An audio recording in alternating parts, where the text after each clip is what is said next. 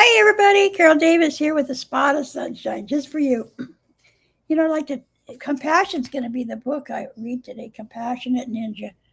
I love Ninja, but compassion's a big thing. I was thinking this morning about what what I share and how I share it. Do I try to make excuses for the behavior of others or explain why other people do what they do?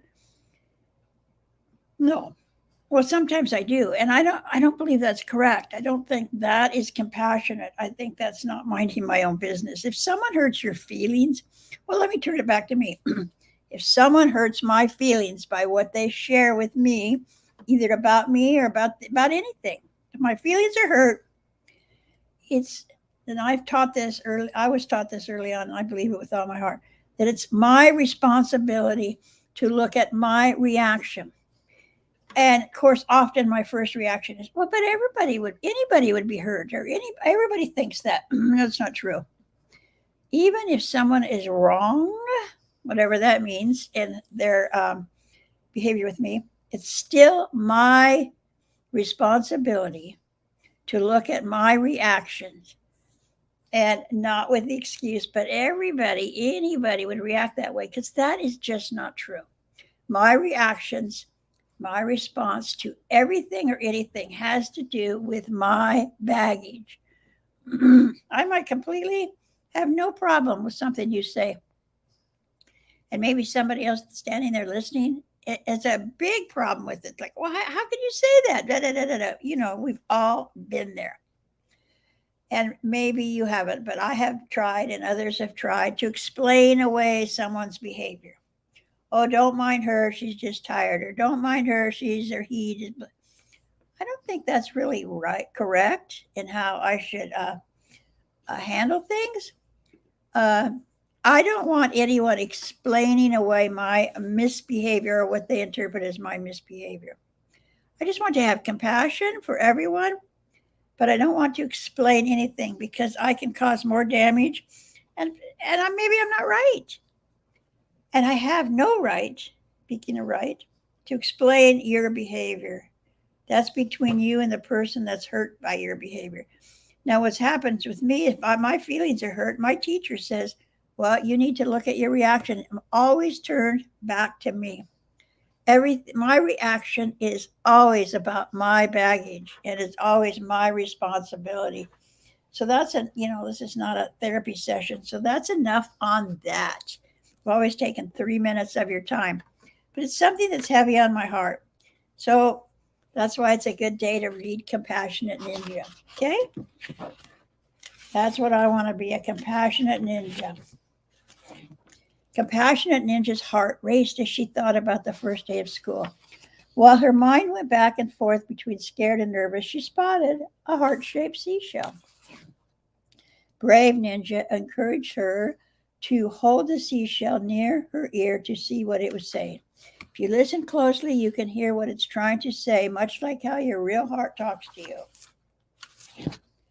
Compassionate Ninja brought the seashell close to her ear. If she listened carefully, she could hear something.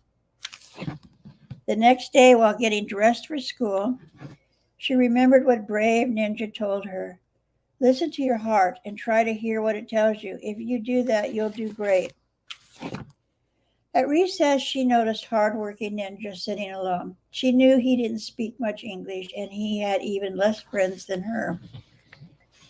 With the seashell in her pocket, she rubbed its rough edges, thinking about how hard-working Ninja might be feeling. She decided to invite him to play ball. During class, Hangry Ninja forgot the marker she needed to complete the work Mrs. Smith assigned. Compassionate Ninja rubbed her heart-shaped seashell and listened to her heart. She shared half of her special markers and thought,